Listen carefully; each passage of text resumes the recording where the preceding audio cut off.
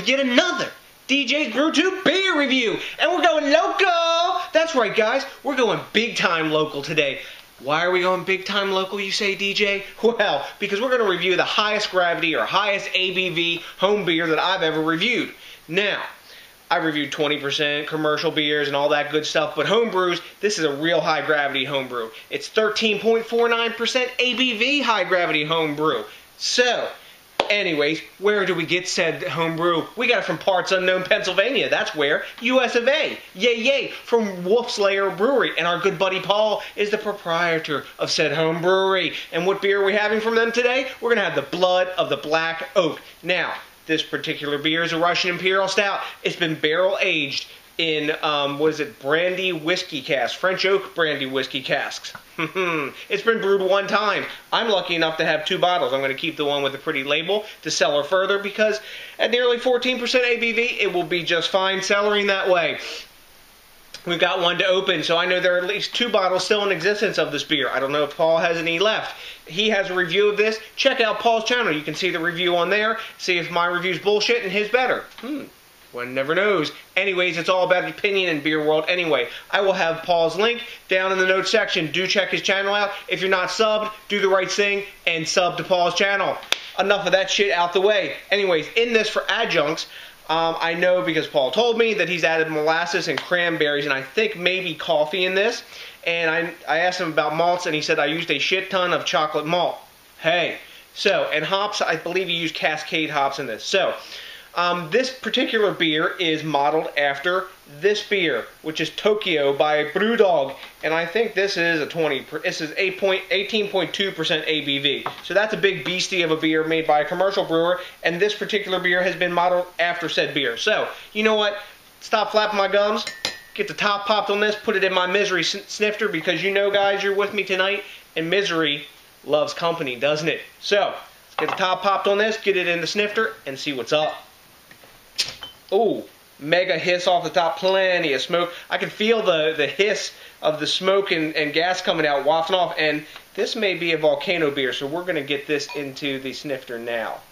We'll pour it gingerly because I could see foam rising up the neck of this stubby when I was pouring it. Wow, I can smell the chocolate malt and the brandy from here. Damn. I don't want to pour it too deep because I want to leave some room for the schnoz, but I'm pouring this real gently. Yes. I've learned by reviewing home brews, because they're bottle conditioned and sometimes the bottle conditioning is quite aggressive, you've got to watch them because they'll climb up the neck on you and volcano out the top of them. Oh, by the way, shout out to you, Puka. Remember a beer like that one?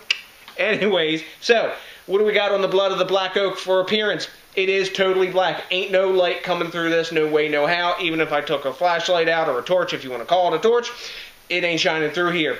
The head's super tight, a little sudsy around the edges, but at the top it's really tight, really dark, khaki, verging on mocha bubbles. We've settled down to a 1-finger head, but that's a lot of head for a nearly 14% ABV beer. Take a look at that, guys. That's a really dark, really nice looking stout, and I'm surprised the head's sticking around that long for the ABV. When I swirl it, tons of alcohol wafting down the side of this glass, is clawing on there, even starting to get a bit of what's like sheets of alcohol, not so much legs. And when I swirl it, you're starting to get glass lacing grabbing it already. I'm ready to drink. I've had a long day. It's time for a big ass beer. Let's get a nose on this one and tell you what's up there in the aroma department.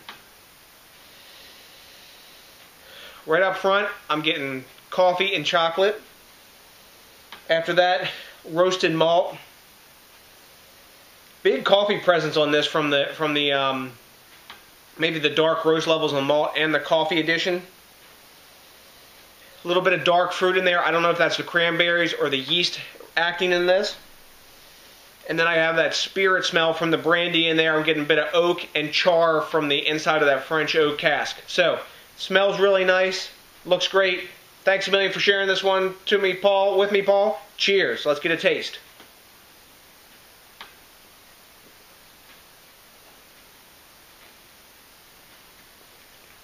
Right up in the front, I'm getting big char. After that, coffee, chocolate, toffee. It's got a zippy sort of carbonation for such a big beer. When it drinks down, it's quite smooth though. It's like a tingly sort of carbonation on your tongue.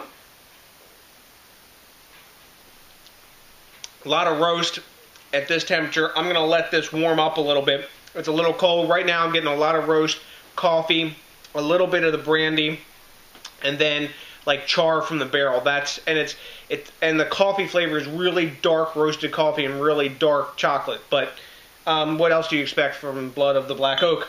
Anyways, we're going to let this one warm up a little bit, and I'll be back after we do so. Hey guys, I'm back. I've been sitting drinking on this pretty much the entire bottle for about 20-30 minutes now.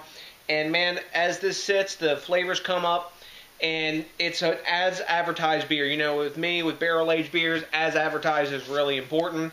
The only flavor that I didn't really get out of it that Paul said he put in there was the cranberries. I get a little bit dark fruits, but that tastes more like yeast dark fruits. Because I don't know if I mentioned in the beginning, but this is sort of like the like cellared review of this beer. Because I think as it stands right now, at date of my time of my recording, this beer is right at a year old.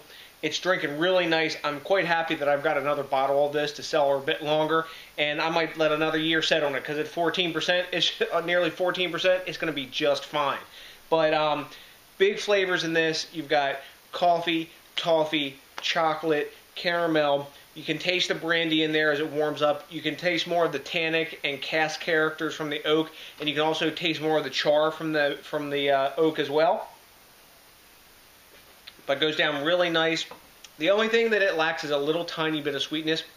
Now, some people may say it doesn't lack sweetness. I'm more of like a sweet beer kind of guy. It does have a good amount of sweetness, and you can taste the molasses or brown sugar that he put in there.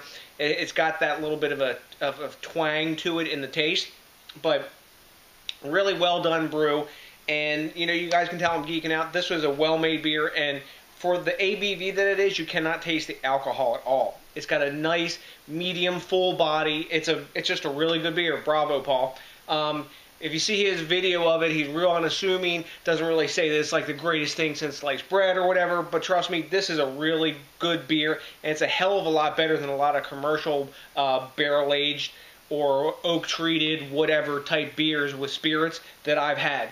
Great beer. So, what am I going to give it? You can tell I'm lauding it. Rate Beer and Beer Advocate, they don't count because this is Home Brew. That's right, even though it's got a cool looking label, it's still Home Brew. I'm going to give it an A. I'm going to give it like a 93, 94, just into my A scale. If it had a little tiny more sweetness, I'd grade it higher, but for what it is, and as well as the alcohol level is masked in this for being a home brew and everything, man, it's just completely awesome. And thanks a million for sharing this one with me, Paul. I really appreciate it. So, guys, till the next DJs BrewTube, you got to do something really important for me. You got to think globally. You got to drink locally. That's right. I'm drinking home brew. That's as local as your craft beer drinking ass can get. That's right. So, till the next time, thanks a million for watching. I appreciate each and every one of you. Shout out to all my subs. Shout out to you, Paul. Don't forget to check out Paul's channel. Until the next DJs BrewTube, I'm going to kick back, enjoy the rest of my little crunk juice here, and we'll see you at the next one. And that's a big peace out!